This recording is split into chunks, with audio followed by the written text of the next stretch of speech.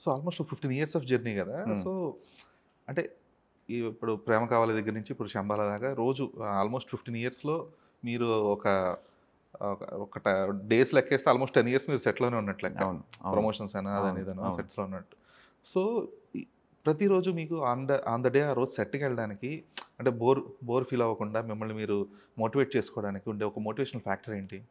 100% bore అనేది మధ్యలో అంటే బోర్ అనేది ఎప్పుడు కొట్టలేదండి.